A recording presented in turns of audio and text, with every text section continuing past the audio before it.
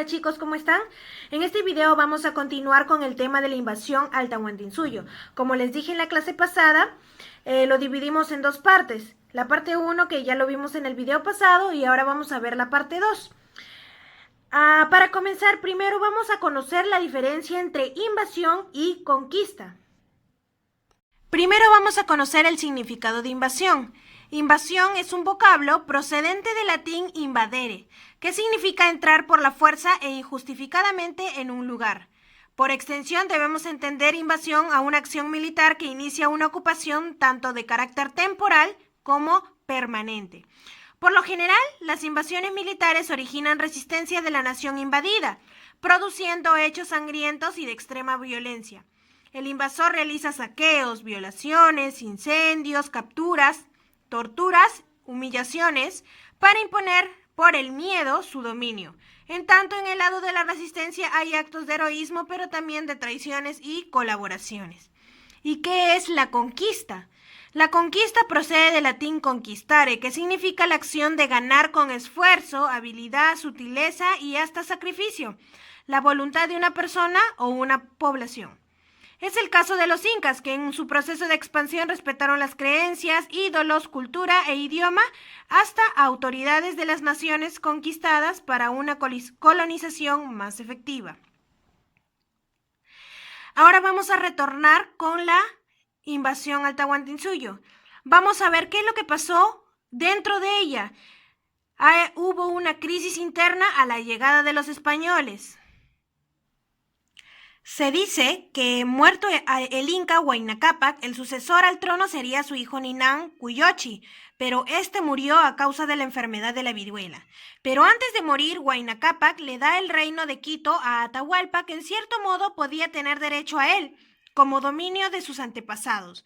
De cierta manera, con su último aliento, Huayna Cápac hizo la acción menos política de su vida, ya que derriba las leyes fundamentales del imperio y mientras recomendaba la concordia entre los herederos, en este caso Atahualpa y Huáscar, a la vez dejaba en la división del imperio una semilla de discordia inevitable. Es así como se iniciarían las disputas entre Huáscar y Atahualpa. Unos dicen que la causa inmediata de la disputa consistió en que Huáscar reclama el territorio de Tumibamba, que poseía su hermano como parte de su herencia paterna. Las tropas de los herederos se enfrentarán en diversas batallas. Unos dicen que en su primer encuentro Atahualpa fue derrotado y tomado prisionero por tropas de Huáscar cerca de Tumibamba. Recobrándose de este desastre, se escapó de su encierro y se encontró con su ejército, porque por cierto fue muy numeroso y el más experimentado del imperio, dentro del cual contaba con generales como Quisquis y Calcuchimac. Guiado por guerreros de tanta experiencia, el joven monarca se puso al frente de su ejército y dirigió marcha al sur.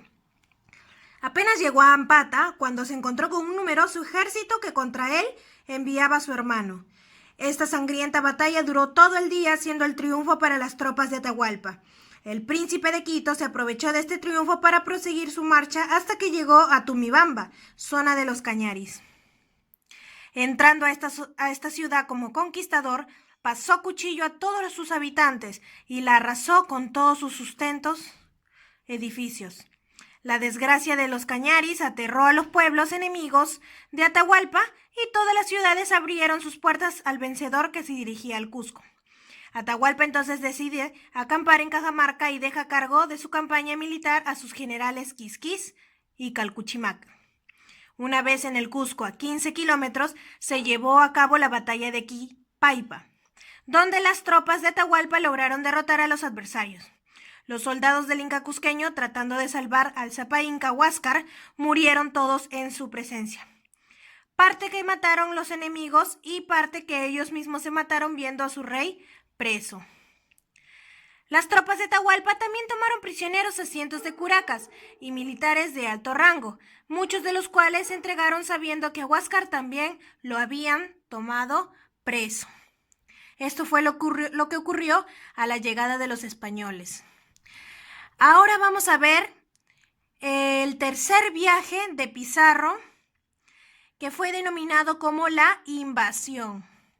En el tercer viaje, Pizarro sale de Panamá el 20 de enero de 1531, con la autorización y títulos otorgados por el rey de España, con 3 barcos, 185 hombres, 37 caballos, 3 religiosos y una mujer española llamada Juana Hernández, y además algunas piezas de artillería.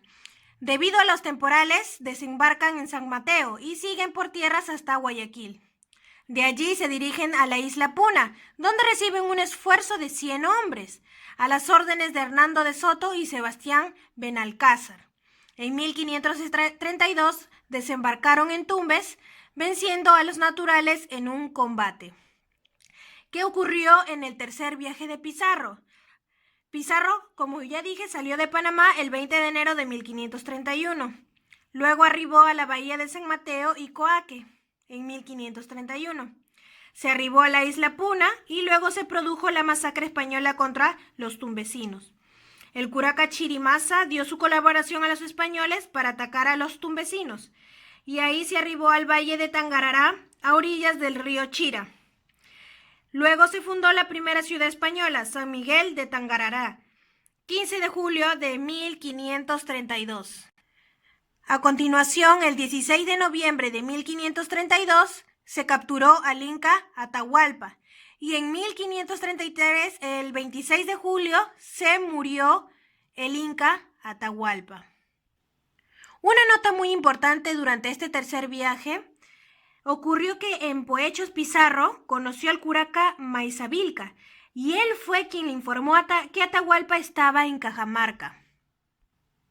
Y obviamente eso lo ayudó a capturarlo con mayor facilidad. Ahora, ¿cómo se dio la captura del Inca Atahualpa?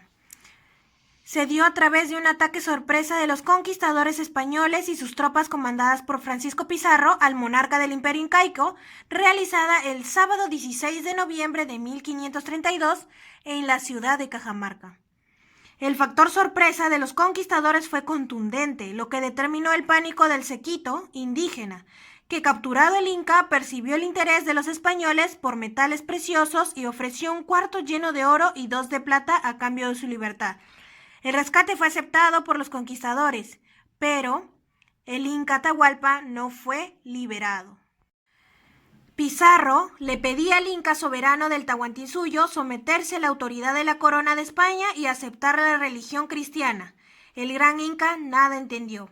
La Biblia le fue alcanzada para que juramentase sobre ella, pero mucho menos él comprendió, y pensando que se burlaban de él, la arrojó lejos. El Fray Vicente Valverde hizo la señal convenida y pronunció gritando a todos: vos, Santiago, los evangelios por los suelos, venid que yo os absuelvo. Inmediatamente se dio lugar a una matanza pocas veces vista por ser humano de esa época. Luego se dio la muerte del Inca Atahualpa. Él fue ejecutado por los españoles el 26 de julio de 1533, en el siguiente año de su captura. Los conquistadores justificaron su muerte acusándolo de complotar un ataque y de asesinar a su hermano Huáscar. La causa, sentencia y ejecución se efectuó en el mismo día en la plaza de Cajamarca. Tras la muerte del Inca se da el suicidio de decenas de sus súbditos y esposas que deciden acompañarlo. Ahora veremos cuáles fueron las causas de la caída del Tahuantinsuyo. Como podemos observar en este cuadro, las causas fueron la guerra entre Huáscar y Atahualpa, colaboracionismo de grupos indígenas con los españoles, huancas, tayanes, etc., la superioridad militar relativa de los españoles, contradicciones al interior de etnia dominante inca, división de las panacas reales y el resentimiento y resistencia de los pueblos conquistados contra los incas. Algo que no debes olvidar es que uno de los argumentos muy mentados y estudiados para demostrar la fácil destrucción del imperio fue la división existente tanto en el ejército como en la clase dirigente en 2 bandos, los de Huáscar y los de Atahualpa, que vale decir entre Hanán y Hurin Cusco. Desunión que llevó consigo un cruel y larga guerra civil de la que se aprovechó Pizarro, ayudando al uno contra el otro, y viceversa. hasta hacer desaparecer a los dos y quedarse él como único gobernador de todo el territorio. No cabe duda que de las teorías hasta ahora en boga, esta ha sido la aceptada como la más lógica y natural de todas.